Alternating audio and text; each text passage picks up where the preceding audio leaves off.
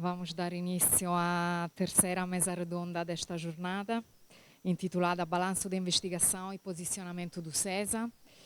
Tenho o prazer de ter aqui a professora Isabel Castro Henriques, do SESA e da Faculdade de Letras da Universidade de Lisboa, que é uma referência internacional nos estudos africanos e, sobretudo, na história da África.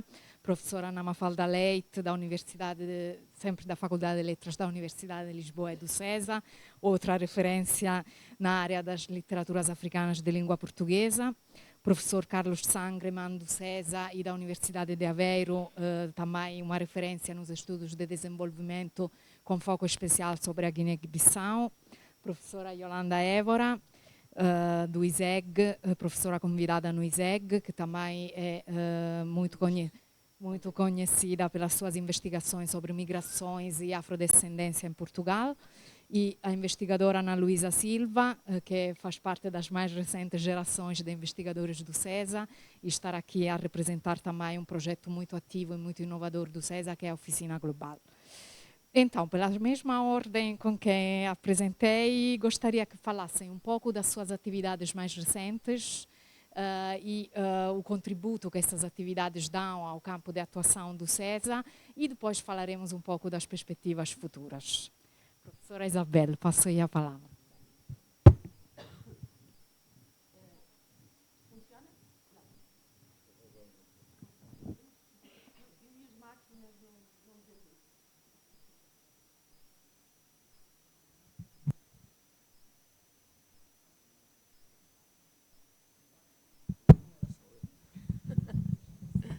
Bom, muito obrigada, Jéssica, pelas palavras. Boa tarde a todos. Eu queria-vos começar por pedir desculpa, porque eu estou muito constipada e, portanto, estou meia entupida e meia com tosse e meia com essas coisas todas e estou rouca também, portanto, digamos que o discurso pode não ser muito límpido. Queria começar por agradecer o convite que me foi feito para estar hoje aqui, ao SESA, à direção do SESA, mas a todo o SESA, e sobretudo dar os parabéns ao SESA pelos seus 40 anos. Está de parabéns, estamos todos de parabéns, na medida em que nele trabalhamos. Enfim, são as primeiras palavras que eu vos queria dirigir, agradecendo, portanto, naturalmente, a presença de todos aqui. Falando com o Alexandre ao telefone há uns dias, o Alexandre dizia-me: Isabel, é uma conversa sobre aquilo que cada um de nós está a fazer, cada um dos investigadores está a fazer, uma conversa essencialmente sobre a atualidade, menos sobre o passado, embora, obviamente, e eu sou historiadora, é óbvio que não podemos entender a atualidade sem pensar o que foi feito, obviamente, no passado. E, portanto, é uma conversa. E assim vai ser. Portanto, não preparei nada de especial, nem paper, nem contra-paper. Creio que sempre pensei que não era nada disso que se queria hoje, mas, sobretudo, de certa maneira, apresentar os projetos mais importantes em que tenho estado mergulhada agora e que são, naturalmente, herdeiros também dos projetos do passado. Por outro lado, até que ponto é que também, enfim, toda essa ação pode ter tido algum interesse para o próprio centro de estudos, este nosso centro de estudos, o SESA, um pouquinho no sentido em que a Jéssica falou, de ver até que ponto é que estes projetos são relevantes no quadro, precisamente, da investigação do centro. Dito isto, o que é que eu vos posso dizer? Ora, eu já tenho muitos anos, tenho mais de 50 anos de trabalho sobre a África, eu trabalho sobre a África desde 1970, eu tenho 78 anos, quase, ainda não os fiz, mas vou fazer. Portanto, é muito tempo a trabalhar sobre uma área especial, a África, que aprendi em Paris, na Universidade Francesa, e que aprendi a África pela África, a história da África pela história da África, e não, como se fazia em Portugal e como ainda muito se faz também em Portugal, a partir do estudo dos portugueses em África ou dos europeus em África. Não foi isso que eu aprendi e não foi isso que fiz, e foi isso sempre que tentei, digamos, desmontar, no sentido de dar a conhecer as dinâmicas africanas a sua história, a forma como os africanos definem estratégias de ação e a forma como sobreviveram ao longo de vários séculos, para não dizer milénios, a todo um conjunto de situações que foram complicadas no campo da historiografia africana. Mas eu não venho aqui falar-vos da historiografia africana, mas falar um pouco da investigação que fiz. Ora bem, isto apenas para vos dizer que durante muito tempo a minha investigação se centrou essencialmente na história da África. Obviamente não se trata da história da África no seu todo, porque é impossível, dada a riqueza, a diversidade, a multiplicidade de situações históricas africanas, mas em zonas particulares que têm a ver essencialmente com Angola, África Ocidental e África Central, São Tomé e Príncipe também, os arquipélagos, em particular São Tomé e Príncipe, e depois a África Central e a África do Sul. É, portanto, essa a área que eu estudei com mais, do ponto de vista da história, e com mais, digamos, interesse e investimento, digamos. É assim. Ora bem, dentre os diferentes projetos que eu desenvolvi já no CESA, eu estou no CESA desde, já não sei, 2000, já não sei muito bem. Fui 40 anos professora na Faculdade de Letras da Universidade de Lisboa, onde introduzi, aliás, os estudos africanos em História, não em Geografia, mas em História, nem em Literatura. A partir deste milénio em que nós estamos, no fundo, e que eu estou aqui no CESA, desenvolvi uma série de projetos, alguns projetos relacionados com a história da África, essencialmente, com a história dos africanos em África. Em particular nas zonas e nas regiões de que vos falei, que obviamente tiveram relações com os portugueses e, portanto, grande parte da documentação e da investigação foi feita sobre documentação portuguesa. E também fui, digamos, desenvolvendo uma série de ações nessa altura que permitissem, digamos, transformar, modificar, alterar uma visão negativa que havia em Portugal. Eu entrei para a Faculdade de Letras para dar aulas em 1974 e desde essa altura alterar uma visão existente em Portugal relativamente à maneira como se entendia os africanos. Havia ainda uma marca muito importante, que aliás ainda não desapareceu completamente, daquilo que é a ideologia colonial portuguesa no imaginário português. Digamos que uma das minhas grandes preocupações desde sempre foi precisamente levar o conhecimento para fora dos muros da universidade e da academia e procurar desenvolver algumas ações que pudessem levar esse conhecimento às pessoas. E daí que me tenha interessado desde sempre em múltiplos projetos diferentes de exposições, naturalmente de colóquios mais ou menos científicos, de conversas, de cinema, desde muito tempo, de teatro, por exemplo, no sentido de levar às pessoas o conhecimento verdadeiro, real, historicamente confirmado, provado, daquilo que eram os africanos e o que era a sua história.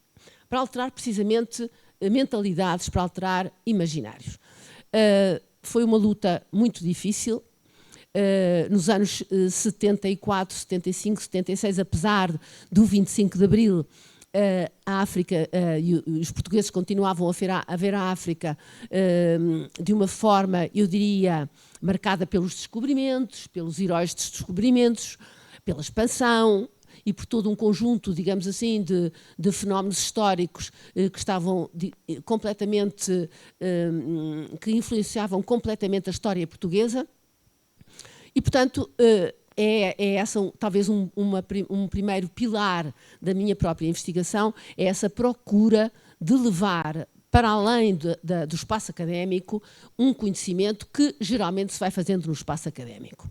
Mas que quando se faz no espaço académico e não se leva para fora do espaço académico, não chega às pessoas. E o meu interesse era precisamente chegar às pessoas. África, história da África, as dinâmicas africanas, os processos de transformação em África, que não podem deixar de ser separados da presença dos europeus e dos portugueses em particular.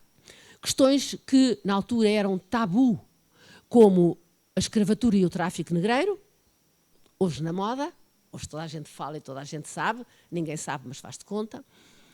Tenho que andar mais depressa? Quanto tempo é que tenho? É que eu quando começo a falar entusiasmo, tenho pouco tempo, é? Então está bem. Portanto, eu vou deixar este passado, era só para vos dizer que era o trabalho sobre a África, e a partir, precisamente, de 2000, um bocadinho antes, a partir de 1990 e tal, comecei a desenvolver uma outra vertente que me pareceu importante e interessante, sobre os africanos em Portugal.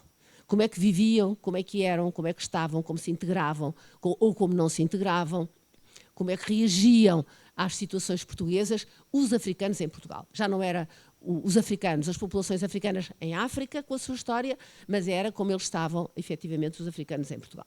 E nesta linha desenvolvi uma série de projetos muito variados, fiz inclusivamente de guia turística em tuk-tuks para mostrar os lugares dos africanos em Lisboa e por aí fora. Fiz muita coisa, não vou agora porque não tenho tempo aqui a falar disso. Neste momento, o que é que eu estou a fazer? E a Joana está-me ali a apontar, a dizer, vê lá, não te percas. Neste momento, o que é que eu estou a fazer? Há 2 anos a esta parte, como vocês sabem, começou todo o processo de organização das comemorações dos 50 anos do 25 de Abril. E desde o princípio, estamos em 2022, me pareceu que a situação do colonialismo português era uma questão tabu, era uma questão que pouco estava integrada nos programas que eu ia vendo, nas ações que eu ia vendo relativamente às comemorações dos 50 anos do 25 de Abril. E comecei a pensar na organização de uma grande exposição sobre o colonialismo português. Estamos em 2022, no final do ano, no último trimestre de 2022. E, portanto, concebi uma grande exposição, propus essa exposição à Comissão Comemorativa dos 50 anos, ela foi aceite e essa exposição está praticamente pronta ao fim deste tempo todo. É uma exposição que tem várias particularidades e que é o projeto em que eu estou metida desde essa altura. A primeira questão que eu queria sublinhar é que o colonialismo português é, como todos nós sabemos, embora às vezes não queiramos saber ou esqueçamos, um dos pilares fundamentais do 25 de Abril. E, portanto, parecia-me extraordinário, como a ditadura no aspecto português e o colonialismo no aspecto português fora de Portugal. Parecia-me extraordinário que não houvesse praticamente nada sobre o colonialismo português. Este foi o primeiro motivo. Mas depois, dentro daquela linha que já vinha muito de trás de reorganizar, repensar, transformar o imaginário português no sentido de o levar, digamos, a ter um conhecimento real das situações históricas portuguesas e africanas, a minha ideia foi, desde o princípio, procurar organizar uma exposição que desmontasse os mitos e os preconceitos que continuam a existir no imaginário português sobre o colonialismo português. Um bom colonialismo, o melhor de todos, diferente de todos os outros. E por aí fora. Este é o primeiro mito. E, portanto, a exposição, para andar mais depressa, foi toda organizada em 7 grandes temas. Cada um deles é um mito. Portanto, selecionei os mitos que forjam ainda o nosso imaginário português, e procuro nesta exposição desmontá-los em 2 vertentes que se conjugam. A primeira vertente é a vertente do conhecimento. Através, digamos assim, de uma exposição de grandes painéis de 4 metros por 3, construídos com imagens e texto, o texto feito por 30 investigadores. Eu quis reunir o máximo de pessoas nesta exposição para que todos pudessem dizer que estão a trabalhar e, portanto, pudessem manifestar, digamos assim, aquilo que queriam. Portanto, painéis. Esses painéis procuram o quê? Procuram revelar, dar conta do conhecimento existente, do conhecimento histórico existente sobre as questões da África, sobre as questões do colonialismo português em África, no sentido organizadas, digamos assim, esses textos, de maneira a desmontar os mitos. Uma coisa é o mito que é, digamos assim, aquilo que nós imaginamos, outra coisa é a realidade histórica. E, portanto, os painéis, digamos, procuram mostrar a realidade histórica através de texto e de imagem. A segunda vertente é uma vertente que procura fazer falar os objetos africanos. Os objetos artísticos africanos, diríamos nós, a escultura em particular, porque essa escultura é também uma forma de desmontar os mitos. Porquê e como? Porque ela revela as capacidades de trabalho, de criatividade, de dinâmica, as capacidades africanas que, digamos, se opõem às ideias e aos preconceitos do colonialismo, como são todos uns selvagens, não têm Estado, não têm religião, etc, etc. Vocês sabem, digamos assim, toda a panóplia de formulações negativas em relação aos africanos. E, portanto, os próprios objetos africanos mostrados e explicados vão, efetivamente, ajudar a desmontar os mitos. Portanto, são estas duas vertentes. A exposição está a andar, eu vou acabar por causa do tempo, não é? Mas depois, se quiserem fazer perguntas, eu direi mais coisas. A exposição está quase pronta. É uma exposição que vai ter lugar no Museu Nacional de Etnologia. Esteve prevista para abril, depois para maio, depois para julho, mas por razões administrativas, técnicas e financeiras, porque é dependente do Estado, é um museu do Estado, vocês podem imaginar todos os tropeções em que eu passo a vida a cair. A verdade é que só será provavelmente em setembro, finais de setembro, princípio de outubro. Mas ainda dentro do quadro do 25 de abril, dos 50 anos, e lançando já para o ano seguinte, que é o ano das independências africanas. E dito isto, não digo mais nada, porque já sei que ultrapassei o meu tempo, como de costume. Muito obrigada. Muito obrigada. Professora Ana Mafalda, passa assim a palavra. Bom, muito obrigada. Gostaria de cumprimentar todos os presentes e todos os amigos e investigadores do CESA e congratular-me com esta realização que, no fundo, faz jus ao centro e ao início das pesquisas que se centraram em grande parte sobre a África e algumas sobre a Ásia também.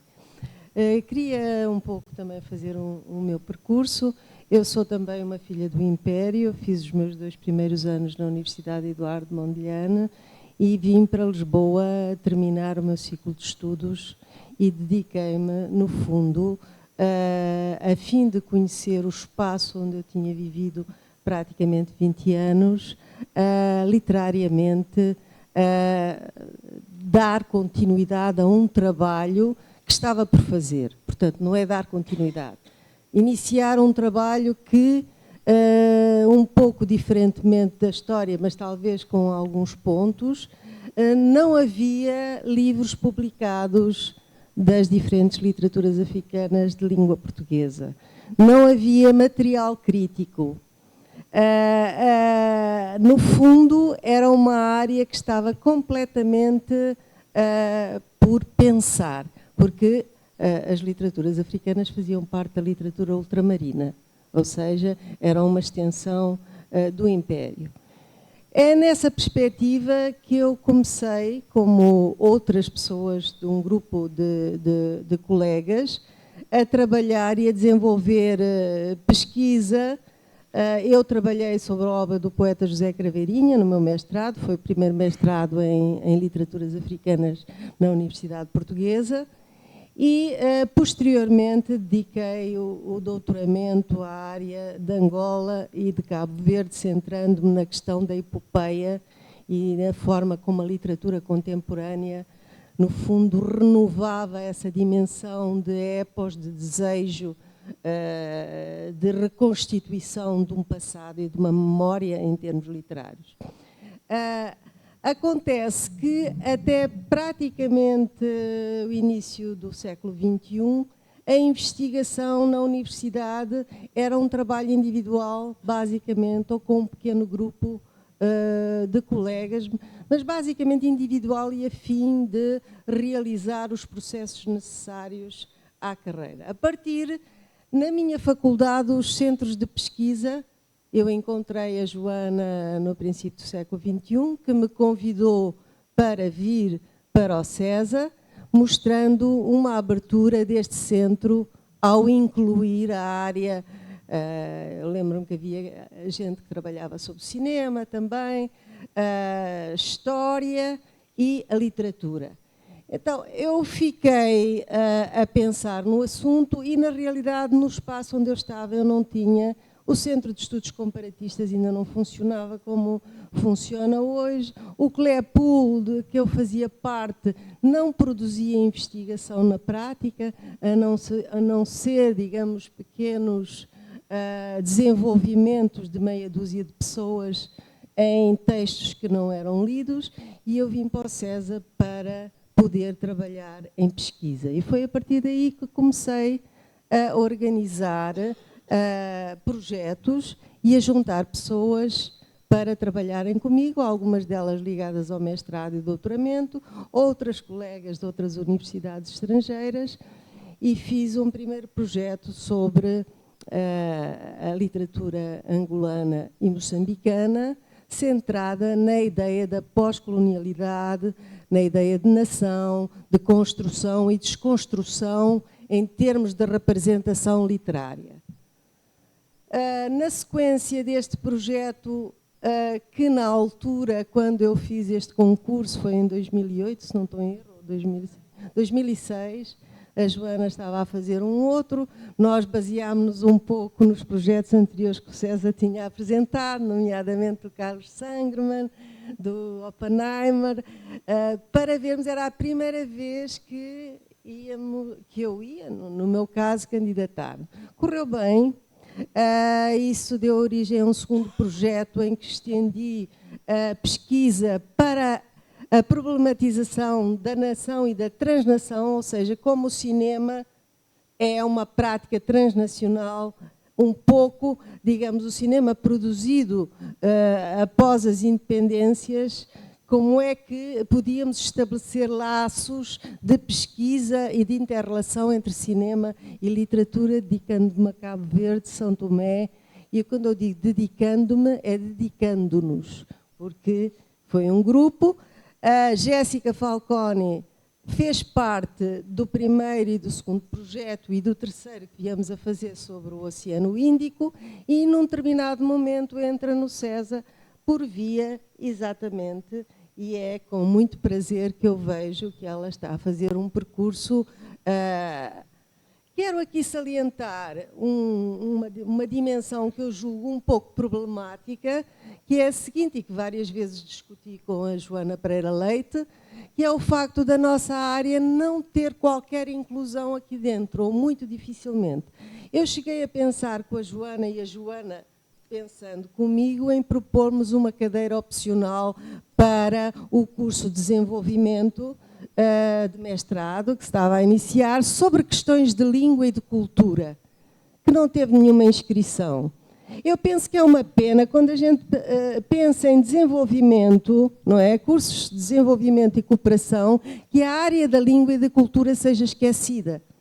E que os próprios seminários que aqui são feitos e que têm esta vertente, que é uma vertente que inclui um grupo ainda razoável de pessoas, não sirva para efeitos de, digamos, contribuição para uma nota no curso.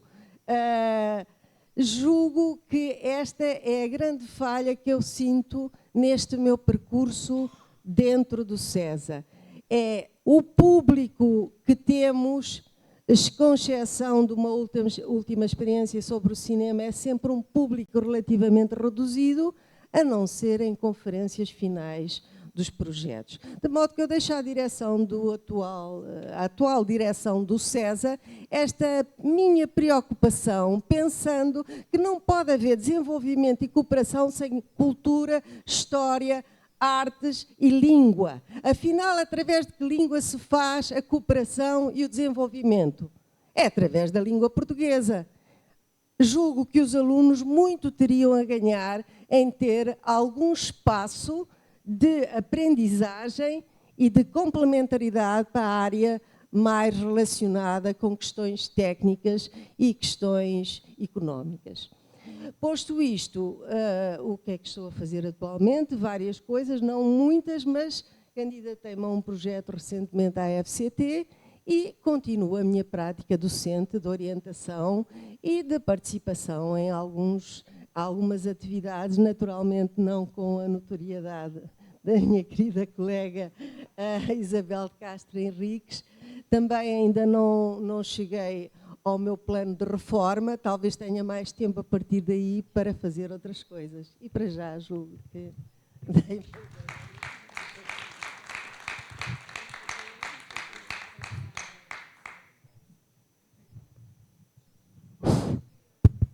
Ora bem, o que é que eu posso dizer?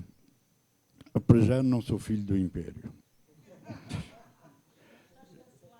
Não sou filho do Império. Já vivi 1 ano e meio na República, no que é hoje a República Democrática do Congo, na altura o Congo belga, mas quando tinha 10, 11 anos. E depois voltei a viver 1 ano e tal na Guiné-Bissau. Mas não tenho... Tenho uma irmã nascida no Congo, realmente. Mas ela estuda física, não tem nada a ver com estas áreas. Eu, quando estive a preparar isto, fui ler o relatório de atividades, o último relatório de atividades do César, que ainda precisa de ser aprovado, aliás. Com a maior das franquezas, fiquei surpreendido pela quantidade e qualidade das coisas, pelos títulos, não é? que havia. Ou seja, dá-me ideia que na vertente da investigação o César está a conseguir, ou conseguiu, ter um nível que, mesmo até meio do percurso dos 40 anos, que não existiam. Neste momento eu vejo lá muitas áreas variadas, com artigos, com livros, com capítulos de livros, com publicações, a um nível que eu, francamente, não fiquei um pouco surpreendido. Não é claro para mim que essa investigação mantenha, na maioria dos casos, o critério das equipas de investigação. Há ali uma componente de investigação individual que deriva da forma como são feitas as teses de doutoramento, não é? E de mestrado. Eu lembro que quando comecei a fazer a tese de doutoramento, perguntei ao meu orientador, ao primeiro orientador, que era o Pereirinha, se eu não podia fazer a tese com outra pessoa. Criar uma equipa que daria origem a 2 teses. O Pereirinha achou aquilo uma ideia completamente estapafúrdia. Não? Completamente. Mas eu dá-me ideia que há ali uma parte da investigação que reúne com outras pessoas, procura convidar os tais grupos de investigação que tu referias, mas que ainda há muitas que mantêm uma vertente só individual. Não é? De toda a maneira, parece-me que o César nestes anos, em termos de investigação, avançou muito. Sobretudo em relação à África subsaariana. Em relação à América Latina, Brasil incluído, e em relação à Ásia, avançou bastante menos. Eu acho que, aliás, a composição aqui deste painel também demonstra outra coisa que eu também acho que foi plenamente conseguida, que é a abertura do centro a ter pessoas fora da área da economia e de gestão. Ou seja, fora da área principal do ensino da universidade, do ISEG. Não é? Ou seja, nós aqui neste painel, eu sou o único que fui aluno de licenciatura daqui.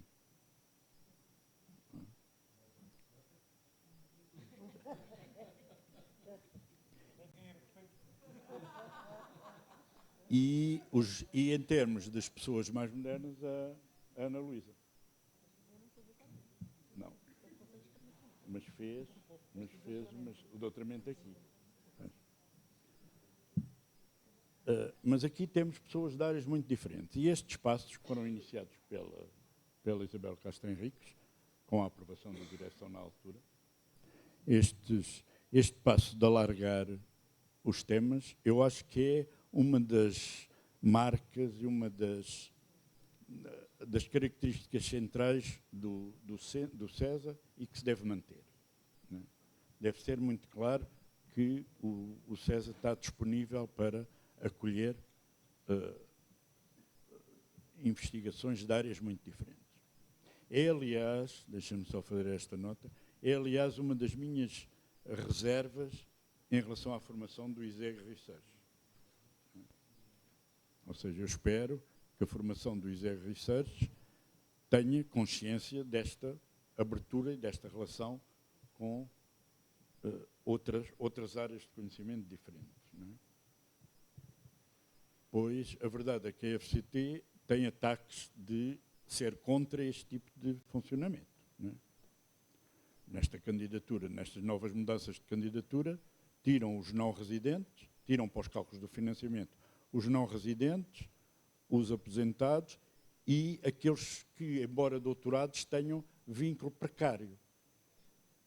Ou seja, isto é, de um ponto de vista de um organismo que tem a obrigação de promover a investigação, não nos está a fazer favor nenhum, é a missão deles, isto é inadmissível. E já não é a primeira vez que a FCT tem ataques destes, não é? Ao longo dos... É isso mesmo. Ou seja, pois, é isso, os não residentes, a ausência dos não residentes, fere a internacionalização dos projetos, não é? Que é também o que, para mim, é a grande carência, a grande falha do SESA. Tal como é de económicas, aliás, que é a entrada nas linhas de financiamento internacionais. Nós devíamos ter um acesso muito maior do que aquilo que jamais tivemos às linhas de financiamento da União Europeia, às linhas de financiamento do BAD ou até do próprio do PNUD e do Banco Mundial. Temos alguma coisa, estamos muito longe de ter aquilo que me parece que poderíamos ter. Tal como o ISEG. O ISEG também não está melhor. Não é? Mas essa é, para mim, aquilo que é a grande falha. Não é? Ou seja, e no panorama das universidades europeias, se não tivermos esse tipo de financiamentos, estamos sempre na segunda divisão. Não é? Nunca chegamos nem à primeira divisão e muito menos à Champions. Não é? Não chegamos. Nem o ISEG chega, nem nós chegamos. Portanto, isso é uma falha que eu também deteto daquela leitura do relatório de atividades. Quanto a mim, o que eu comecei por fazer aqui foi depois do projeto das cidades, quando o Oppenheimer também estava a Isabel Raposo, e já estavam pessoas do ISCTE, do ISPA e da arquitetura.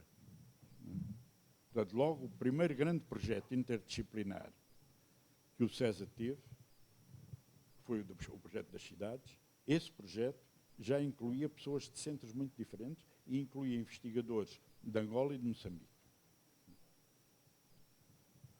Depois disso, aquilo, mantendo este critério de ter pessoas de outros centros e com o projeto da cooperação descentralizada, também financiado pela FCT, ter pessoas que contribuem para a formação do conhecimento, para a construção do conhecimento, mas que não são da academia, portanto, pessoas de fundações e de ONGs. O projeto da cooperação descentralizada tinha pessoas de duas ONGs, do Instituto Marquês de Valflor e da Associação para a Cooperação entre os Povos, da ACE.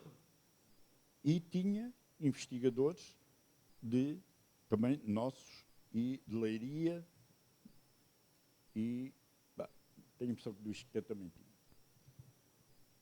Esse foi o projeto da cooperação descentralizada sobre a Guiné e Cabo Verde, que abriu, no fundo, esta colaboração que ainda hoje se mantém do SESA com instituições que não são académicas. Não é? O César mantém essa linha. A revista do Mundo Crítico é uma das provas e das boas intervenções que o César faz nessa linha e manteve-se aí. Portanto, eu, a seguir, o projeto que tive da FCT foi o projeto sobre os clusters da cooperação. Os clusters da cooperação foram inventados pelo João Cravinho. Era uma coisa que não existia. E que o IPAD, o Camões, na altura, tinha fortes resistências a falar nisso.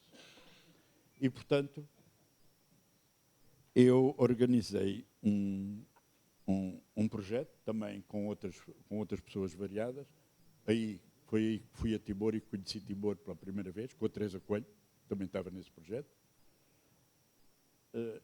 e com Angola, e com São Tomé, e com o norte de Moçambique, com a ilha. Com pessoas muito variadas, uma parte é membro do César, outra não. Esse projeto tinha um nome, como se diz agora, muito sexy, muito apelativo. Não é? A história dos clusters, para vocês poderem ver, nós ainda não tínhamos feito nada e já tínhamos gasto todo o dinheiro que tínhamos para ir à conferência. Porque cada vez que se mandava o título, eu dava a impressão que os organizadores das conferências aprovavam pelo título, nem queriam saber do conteúdo. Não é? Ok.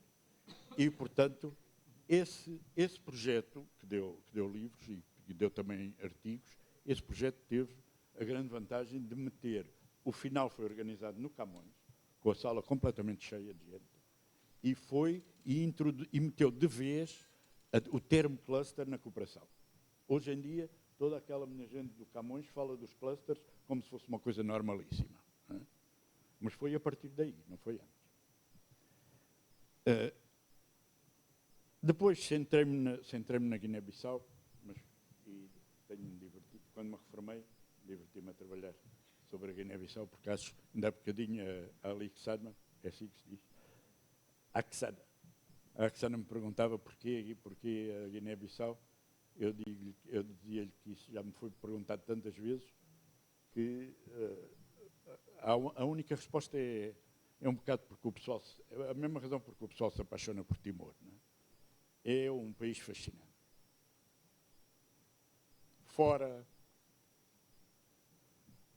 Completamente fora dos eixos, dos paradigmas. E isso é que tem piada na investigação. Agora, para terminar, eu queria aqui só fazer uma referência que era ao Projeto de Memória da África e à Fundação Portugal África. É bom que as pessoas tenham consciência que o Projeto de Memória da África, em que o Serra também teve metido no início, aliás, a ideia foi posta, foi a ele, o Projeto de Memória da África durou 22 anos. 22 anos. E só acabou com a morte do Dr. Mário Soares. Esse projeto, financeiramente, serviu ao César de almofada anos e anos a fio. Do seguinte sentido, em todas as crises financeiras que nós tivemos, foi possível usar, com o acordo da Fundação Portugal-África, foi possível usar o dinheiro do Projeto de Memória da África para aguentar o César nos períodos de crise. Isto durante 22 anos. O projeto, quer dizer, não desapareceu, continua no ar, continua a haver entre 20 a 20 mil acessos por mês ao projeto e continua a apoiar tudo o que é teses sobre do material, aí sim, material do Império, porque a origem é essa. E, portanto, eu queria referir um bocadinho para terminar para isto. De resto, acho que o César vai no bom caminho. Não é? Acho que é importante esta direção, tal como foi a anterior, ter uma percentagem de pessoas novas muito grande. Não é? Porque nestas organizações, se pessoas como a Joana, como eu próprio, como o Oppenheimer, e como o Estevão, que já não vejo aqui, que tiveram muito tempo nos órgãos sociais, se nós não conseguimos arranjar outras pessoas para nos que permitam substituir, as organizações têm uma quebra muito grande. E, portanto, é bom, foi bom a direção do MA e é bom esta direção do Eduardo, do Alexandre e da Jéssica. E eu espero que continue assim. Pronto, para já.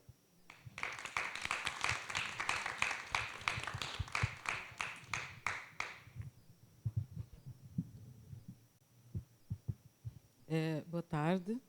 Primeiro quero dar os parabéns a todos nós pelos 40 anos do CESA e agradecer à direção por me ter convidado para esta mesa, cumprimentar aqui os meus colegas também. E eu sou psicóloga social, não é?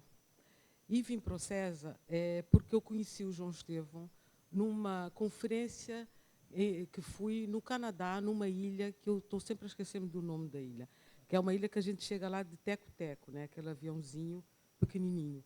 E conheci o João Estevão naquela... Era uma conferência sobre ilhas, né? Sobre os insulares. Então conheci o João Estevão lá, e ele falou-me do CESA, etc. Mas naquela época eu vivia no Brasil e eu achei interessante porque eu sempre soube quais eram as ligações entre economia e psicologia, não é? Porque são duas disciplinas que nasceram juntas. Mas depois que eu vim para cá, percebi que isso não era do conhecimento aqui, mas tudo bem. Então, eu estou no CESA já vai fazer 20 anos. Né? Quando vim do Brasil para Portugal, eu vim direto para cá. Isso por causa dos meus estudos sobre diáspora cabo-verdiana, que eu, na época no Brasil não havia ainda uma grande produção, acesso à produção científica internacional sobre a questão das migrações, e havia só o CEMRI na Unicamp. Então eu fiz 2 viagens durante o meu doutoramento para cá e para a Itália. Então eu disse, bom, é melhor ficar em Portugal, que tenho mais acesso. E é claro que depois disso essa área de conhecimento se desenvolveu muito mais no Brasil, mas eu achei que aqui era um ponto de referência importante. Então comecei e vim para o CESA. Eu disse ao João Estevão, olha, vou para o CESA. Ele falou, está bem. E então, como eu estudava migrações, diáspora, mais especificamente, enquadrava-se bem. E depois, mas no meu percurso, transformei o termo, prefiro dizer que eu passei a estudar mobilidades, porque sempre me incomodou essa perspectiva muito eurocêntrica, muito problematizando as movimentações de outros povos, que foi uma coisa que sempre me intrigou, não é? Mas qual é o problema das pessoas andarem para lá e para cá? Algumas podem andar para lá e para cá, e outras, quando andam, isso já é problemático. A gente tem até uma área científica para estudar porque que as pessoas se movimentam. Então, eu digo que atualmente estou mais interessada na questão das mobilidades africanas contemporâneas, que inclusive é um assunto até que volta e meia me leva, por exemplo, ao Brasil, porque é um tema que está de muito interesse no Brasil. Então eu venho trabalhando mais com isso, sair da questão da diáspora para a questão das mobilidades. E agora, mais especificamente, mobilidades africanas contemporâneas. E sempre no CESA, portanto, eu tive três como é que a gente fala? Sim, pós-docs. Pós-docs, e depois fui contratada como investigadora do programa Ciência 2008, e depois entrou a Troika. Então, a partir da Troika, foi sempre, os angolanos dizem sempre a subir, mas acho que foi sempre abaixo, né? A precarização, entrei no mundo vasto da precarização dos investigadores em Portugal, e que é um mundo que, apesar das nossas lutas, etc., ele vai se ampliando, não é? Nada se resolve e vai se ampliando. No meio disso, nós vamos, o nosso trabalho é muito mais de... alguém perguntou-me hoje, o que é que estás a fazer? Eu digo, candidaturas, não é? E porque, de facto, eu acho que não se resolve esse assunto sobre a investigação. Vou falar um pouquinho à frente sobre isso, agora vou falar mesmo do tema. Então, o meu último grande projeto aqui no César foi o Afropor, que inclusive é um projeto que todo mundo conhece, porque foi pioneiro na questão do estudo sobre a afrodescendência em Portugal. E, novamente, eu propus o Afropor porque sempre estive muito incomodada com o termo das migrações, segunda, terceira, quarta geração. Foi uma coisa que eu percebo que não são conceitos que conseguem aproximar-se da realidade das pessoas que vêm para Portugal, né? Mas o Afropor foi um projeto que até hoje ele é uma referência. Inclusive, há outros projetos, surgiram agora outros projetos, mas eu, inclusive, tenho algumas pessoas que até vão a atividades de outros projetos e depois mandam-me perguntar se é do Afropor. Então, o Afropor é quase como se fosse um projeto que tem vida própria, porque ele continua, não é? Tanto que eu disse à Mariana que era melhor a gente nem fechar a página do Facebook, porque ele, de facto, continua, tomou vida própria. Então, eu continuo interessada no tema e a tentar aprofundar esse tema, mas numa coisa que muito me interessa sempre, que é a questão mais epistemológica da metaciência, não é metanarrativa, metaciência, que é porque que as pessoas, até entender o percurso do uso do termo da afrodescendência aqui em Portugal, e que seria interessante eu poder continuar a acompanhar isso do ponto de vista científico, porque percebe-se que existe uma dinâmica de apropriação do termo aqui pela sociedade portuguesa, que é interessante poder acompanhar do ponto de vista académico, porque ele diz muito sobre a distribuição, a hierarquia de poder, etc, etc. Não é? Portanto, não é à toa que, quando começou o Afropor, era um termo que não era utilizado. Nós próprios, durante a pesquisa, encontramos resistência dentro da comunidade em relação ao termo. Os meus amigos panafricanistas e ativistas dizer eu não sou afrodescendente, eu sou africano, e passamos dessa resistência e de uma ausência de estudos dentro da academia para uma apropriação absolutamente ampla no espaço público e na academia de um termo que agora substitui o termo negro ou preto, já ninguém quer dizer negro ou preto na academia, e no seio da comunidade, muitos daqueles que não aceitavam o termo acabaram por se apropriar e aceitar e assumir-se como afrodescendentes, porque isso está dando acesso a uma série de questões. É um tema muito interessante, né? Eu tenho também, mantenho ligações muito fortes com a África, com o Brasil, com Cabo Verde. Eu acho isso muito importante. Vamos falar na próxima rubrica. Eu preparei para falar, acho que é muito importante essa questão. O César tem 40 anos, então eu acho que é mais do que a altura da gente se organizar em termos dos conteúdos e saber não só conhecer a lista das produções, mas saber e discutir a questão dos conteúdos e dos percursos que se fazem em cada linha. Portanto, o que cada colega está a fazer e como é que nós discutimos cientificamente as coisas, né? Eu acho que o próximo passo importante para o César é isso, né? Fazer essas discussões científicas, estabelecer isso. Porque eu vejo que nós agora temos muito mais investigadores, por exemplo, de África, da Ásia, não sei muito bem, nem da América Latina, mas nós temos investigadores que passam pelo César, pelo ISEG e voltam aos seus países. Portanto, a questão de continuarmos essa ligação é importante e, inclusive, de discutirmos no César a questão do César adotar também um papel de parceiro para iniciativas que são criadas nesses países africanos. O Sandra estava aqui a falar da questão dos financiamentos. Isso é uma via também de termos acesso a financiamentos internacionais, porque os intelectuais que trabalham em África normalmente trabalham muito próximo das agências internacionais isso é bom ou mau, isso é uma outra discussão, e conhecem e sabem das linhas de financiamento que existem, que são diretas para a África. Portanto, o SESA também pode trabalhar, temos que ativar essa ligação para o SESA também ser convidado a ser parceiro de iniciativas que possam partir de África. Eu só queria falar, por último, desta ligação, porque, por exemplo, gostaria que a gente pudesse implementar, estabelecer melhor isso, porque, por exemplo, eu faço parte do Conselho Científico do GRELAT, que é um grande colóquio que é feito na Costa do Marfim, na Universidade Houphouët-Boigny.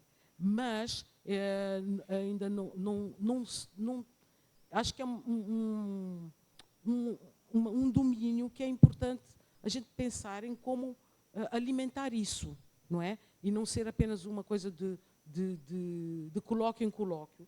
Como é que o SESA também pode ter uma presença mais permanente nisso e não apenas aparecer lá na lista. Também sou membro do CODERGIA, sou membro do CORA, que é um council de intelectuais para a renovação de África.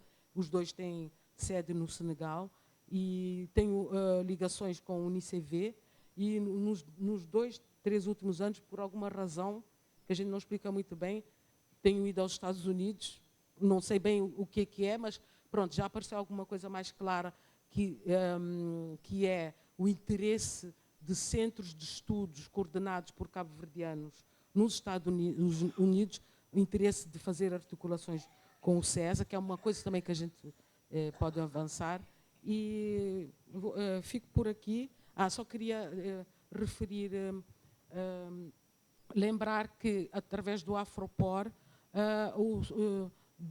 houve 2 acontecimentos de referência e que o SESA é o que está à frente disso, que foi o primeiro grande encontro, a primeira grande discussão sobre a questão da restituição foi feita através do Afropor e com o professor Felwine Sarr, que nós trouxemos nas vésperas da Covid e que a sala estava cheia na Culturgest, além de ter estado cheia aqui no ISEG, né?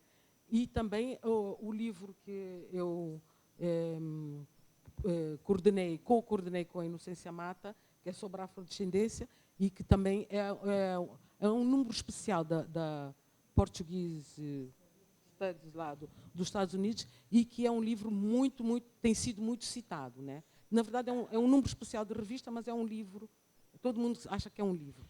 E então, assim, eu acho que nós temos várias coisas que estão aí em work in progress e que é necessário voltar e tomar isso na mão e consolidar esses caminhos que se abrem, esses domínios que se abrem e que a gente tem que avançar a partir daqui. Obrigada.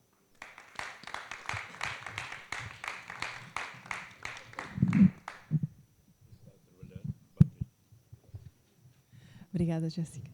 E obrigada também à direção por me ter convidado para estar aqui. Já agora também parabéns novamente ao SESA e ao mestrado. Estava aqui a ouvir as várias intervenções e a pensar como é que a oficina global entra no SESA e entra, assim, caixa aqui nestas experiências. Já agora, se calhar, aproveito para me apresentar um pouco e falar um bocadinho do meu percurso aqui no SESA. Eu tenho formação de base em Relações Internacionais, tenho mestrado em Estudos de Desenvolvimento e doutoramento em Estudos de Desenvolvimento aqui pelo ISEG. Mas, apesar de agora continuar ligada à academia, e neste momento sou professora convidada aqui no ISEG, professora convidada no ISCTE e professora numa outra universidade privada, portanto eu aqui também, um bocadinho como a Yolanda, vim para a precariedade na academia e isso me representa aqui muito. Exato. Bem, eu estava a ouvir e estava a pensar que eu terminei o mestrado, eu fiz o mestrado em 2008, 2009 em Londres, portanto na London School of Economics, portanto foi um ano muito interessante para fazer o mestrado em Estudos de Desenvolvimento naquela cidade, não é? E enfim, sou daquela geração que sentiu muito o impacto da crise financeira e da Troika E pronto, é um bocadinho à parte, mas acho que explica um pouco os percursos. Eu vim da prática do desenvolvimento, da cooperação internacional. Voltei para Portugal em 2017, portanto, depois do meu mestrado, estive a trabalhar como gestora de projetos e de programas em ONG internacionais, sobretudo. Estive em vários países e depois acabei por voltar para Portugal e fazer o doutoramento foi um caminho que acabou por ser um bom caminho. O meu orientador foi o Luís Má, que é um pouco responsável, no fundo, é o responsável por eu estar aqui e ter esta ligação ao CESA. E a Oficina Global acaba por surgir desta particularidade do CESA ter também uma ligação ao doutoramento e ao mestrado. Acho que isso também é importante dizer e é interessante constatar, porque ela nasce, é uma iniciativa, já só para dizer o que é, a Oficina Global é uma iniciativa de um grupo de investigadores do CESA, entre os quais eu própria, o Luís Má, o Luís Pais Bernardo, que é também professora na Universidade de Coimbra, a Susana Refka, que esteve muitos anos ligada ao ONG-DFEC, a Emma Tengler, que é investigadora também, teve muitos anos ligada à Oxfam e outras organizações, e neste momento está aqui ligada como investigadora ao CESA, e a Renata Assis, que foi aluna do mestrado do mestrado em Desenvolvimento e Cooperação Internacional e que tem trabalhado como assistente de investigação quase desde o início da Oficina Global.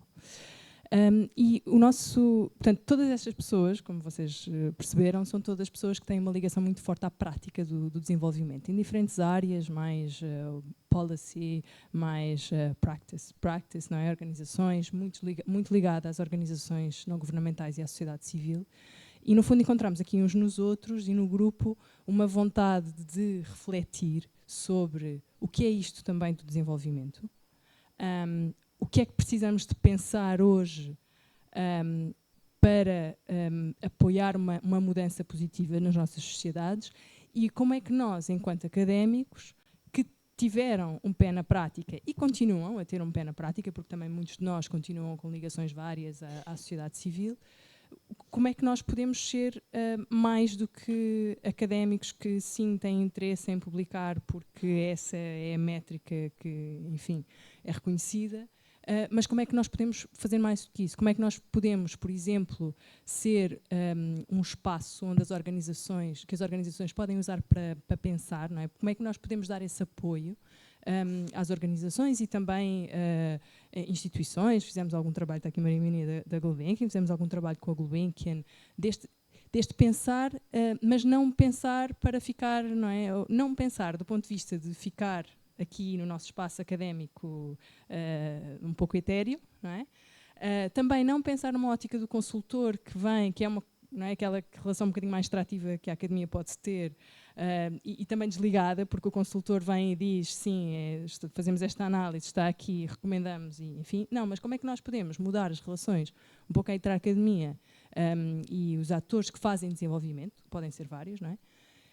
Para uma relação mais colaborativa, mais de longo prazo, em que possamos construir coisas em conjunto, não é? Estabelecer uma forma de investigação à ação. Portanto, o que é que nós pretendemos ser? Este ponto de encontro, no fundo, entre a universidade e os outros atores e fazer investigação com um foco muito grande na ação, não é? Pegar num estudo e dizer este estudo vai informar um projeto, ou vai mudar uma política dentro de uma organização, ou vai ajudar, enfim, o Camões a pensar como é que a cooperação pode ser feita de uma forma diferente nesta área ou naquela. Pronto.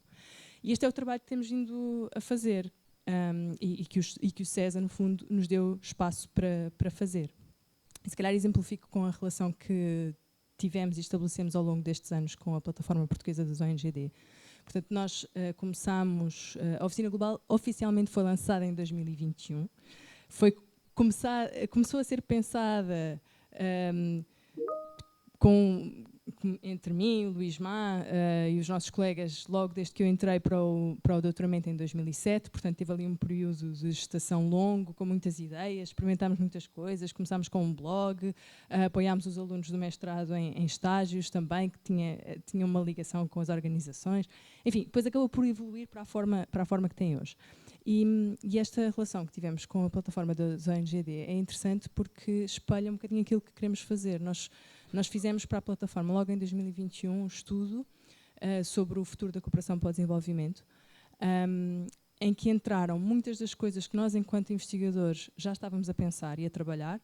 Entrou a parte, por exemplo, do setor privado no desenvolvimento e do financiamento, que o Luís Má tinha vindo a trabalhar e o nosso colega Luís Bernardo também.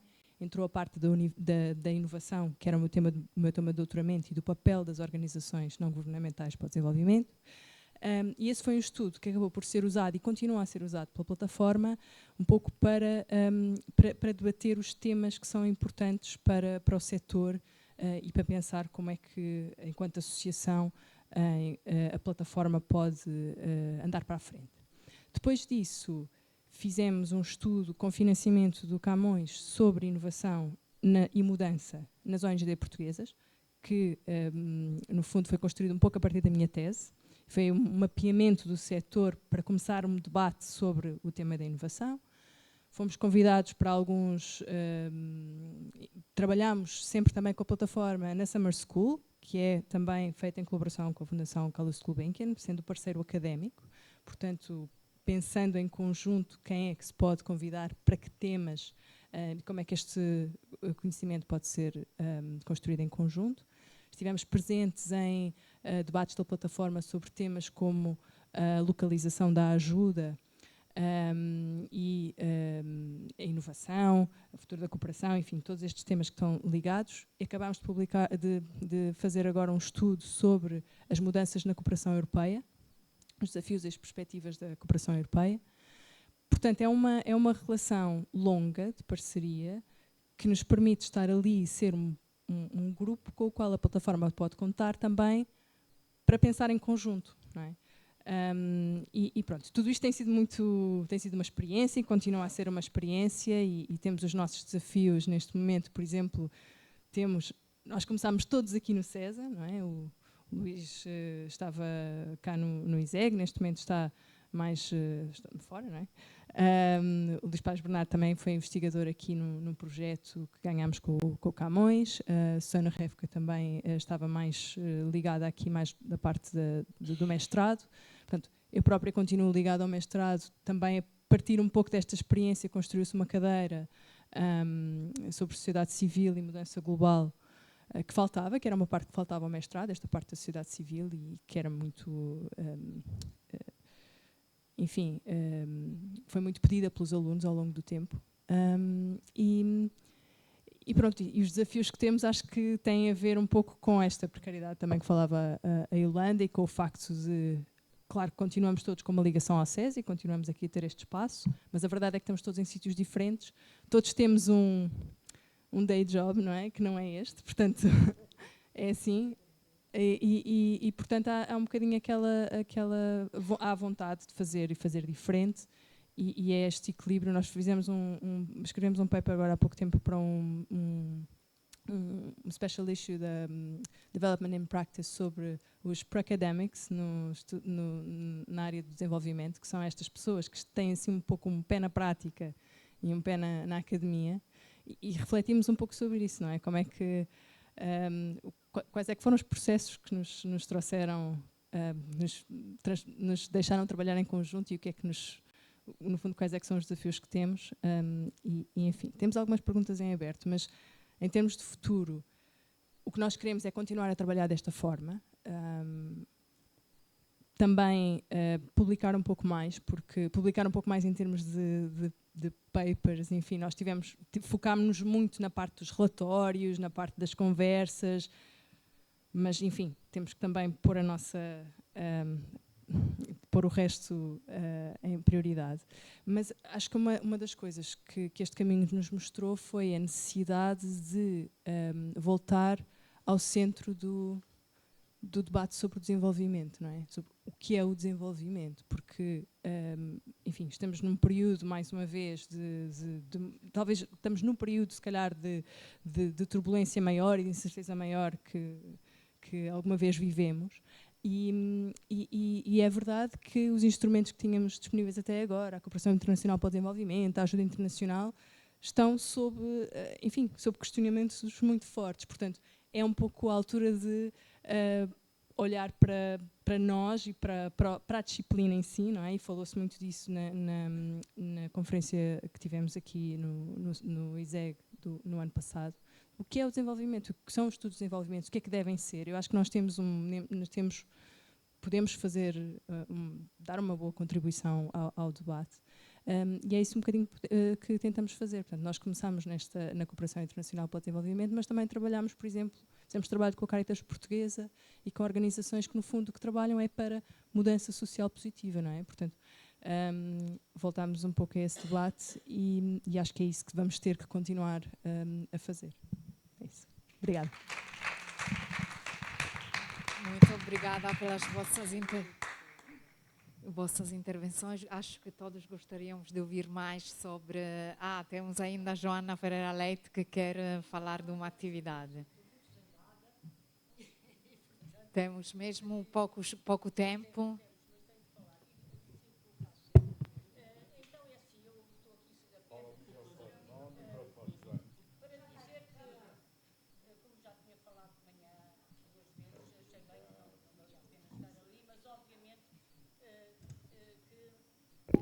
Ao longo destes 40 anos, eu aqui no CESA, para além de gerir a cooperação para o desenvolvimento, também dirigi a linha de estudos africanos, onde estão estas senhoras todas, e fico também, não é sobre isso que eu quero falar, e trabalhei muito recentemente, a partir do ano 2000, com a minha colega Nicole Curie, na área das diásporas asiáticas, e submetemos um projeto, como a Ana Mafalda bem referiu, com sucesso à FCT. Na continuação do trabalho com a Nicole Curie e em colaboração com colegas aqui presentes, a Isabel Castro Henriques, o Johan Oppenheimer, a Jéssica Falcone, a Ana Mafalda, começamos a trabalhar uma questão importante que seria de interesse levar a debate, que é a questão a problemática das línguas nacionais em África e a questão das línguas nacionais e do português, enquanto língua oficial. Portanto, esta ideia que surgiu já em 2022, na sequência de um colóquio realizado no Porto, levou-nos, portanto, a propor este colóquio internacional que se chama O Português e as Línguas Nacionais nos Países Africanos e em Portugal, 1975-2025, meio século do 25 de Abril em Portugal e das independências das ex-colónias africanas.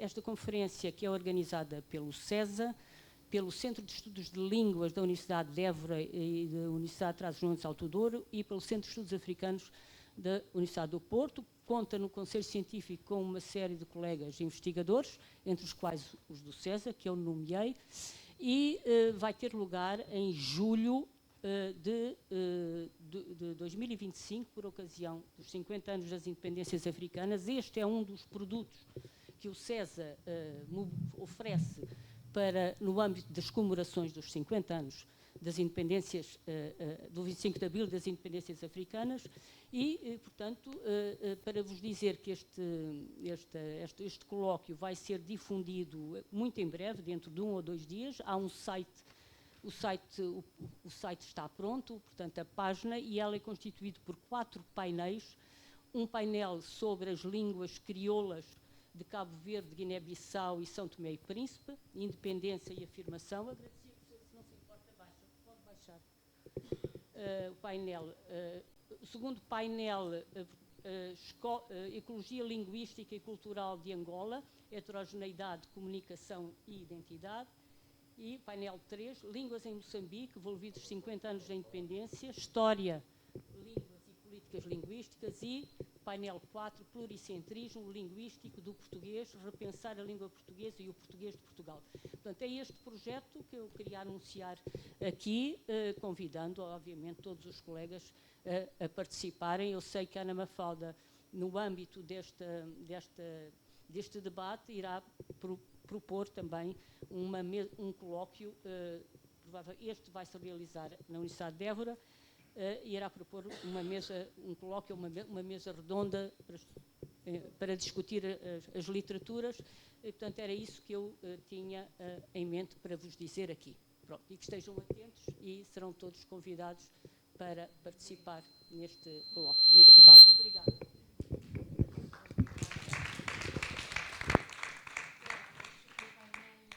O painel mostrou muito bem a diversidade das áreas do CESA, mostrou que a investigação está sempre ligada à sociedade. Gostaríamos de ouvir muito mais dos vossos percursos, mas temos que avançar para o próximo painel. Muito obrigada a todas.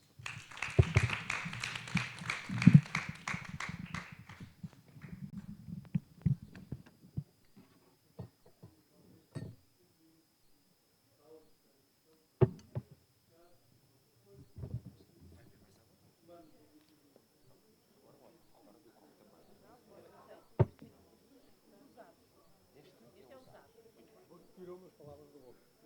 A tua intervenção foi exatamente o que eu queria dizer.